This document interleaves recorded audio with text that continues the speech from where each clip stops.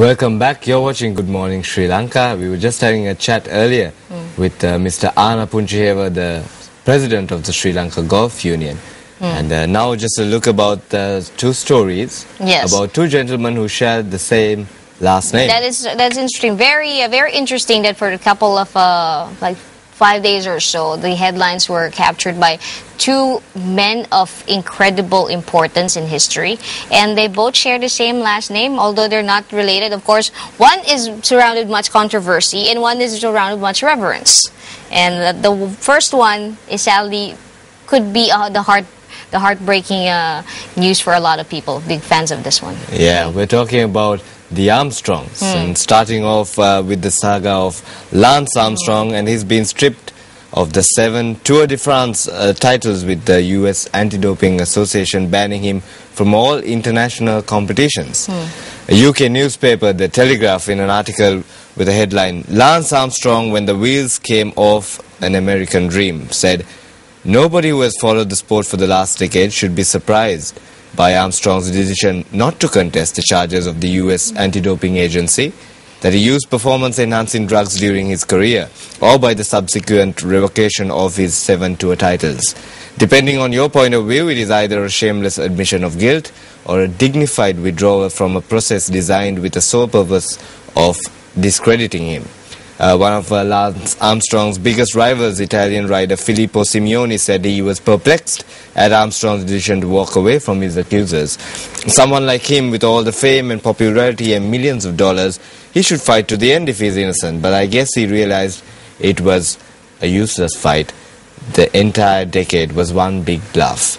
So that's not too good news. But then again, you can't deny he was a very inspirational figure, and he will remain as such in the hearts of many of his fans. I think one of his most famous quote most recently is the line that "My teammates know I won, the public know I've won, I know I've won all those titles." And he was an inspiration for someone who had testicular cancer to come back, someone who retired and managed to come back, and also most recently, let me just give you an additional information.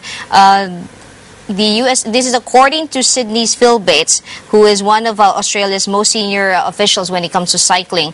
He has said that the US Anti-Doping Agency has no jurisdiction or legal right to strip Lance Armstrong of his 7 Tour de France titles.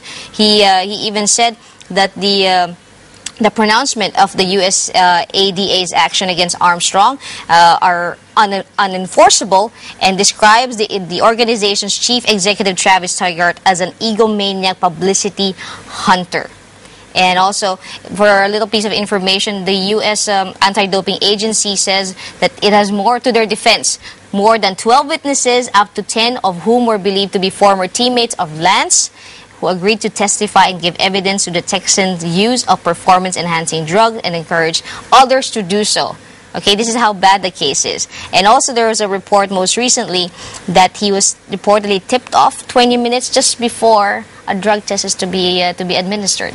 I know, that was done by a French official, apparently. But then we're just going to talk about another Armstrong, which is also a household name all across the world. But I don't know, should Neil Armstrong and Lance Armstrong be mentioned in the same sentence after all this controversy? Because as you said earlier, when you talk about Neil Armstrong, the famous quote goes, it's one small step for a man, but a huge leap for mankind. Yeah, that's it. The 82-year-old Neil Armstrong died on Saturday due to complications resulting from cardiovascular procedures, just before Lance Armstrong decided to no longer question the drug charges against him.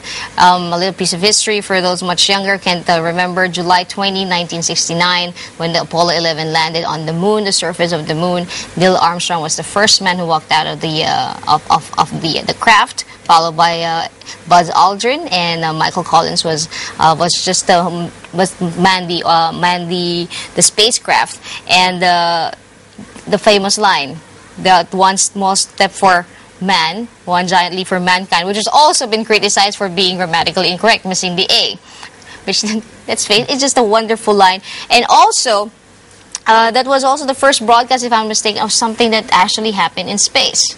Exactly, I know, and unfortunately he is no more.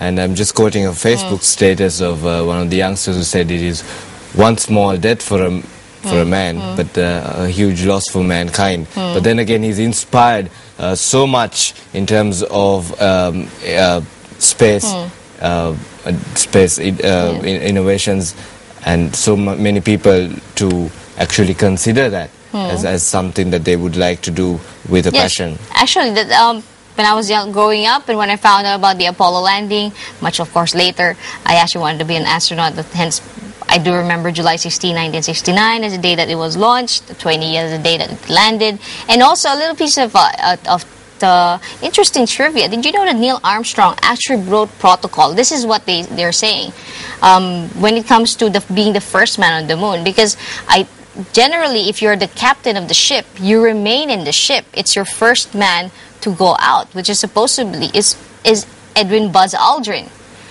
causing Edwin Buzz Aldrin to suffer from for a little bit of depression right after that, because Neil Armstrong broke protocol by being the first one out.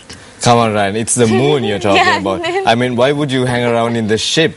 You want to go out there. Because the captain should remain until things are safe. Apparently, that's what I've been reading about when they were discussing about Edwin Buzz Aldrin. But let us not, of course, belittle the achievement is the achievement.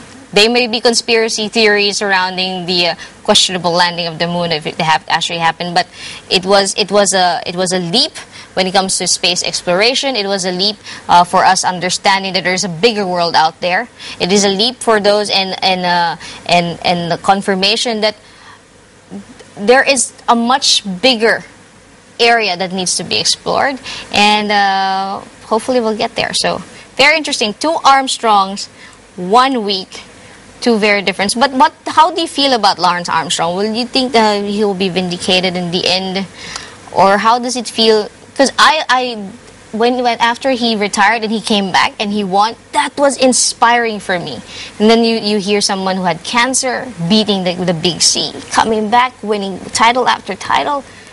It's just incredible. True enough, Ryan. I don't know. He might be a controversial figure, but his fans, once again, as I said before, will always remember him for his passion and his courage, you know, to come out of retirement and stretch himself all the way to win those championships as well. 7 titles, a record that will never be broken, a lot of people are saying. And now getting stripped of every single one and being banned from international competition.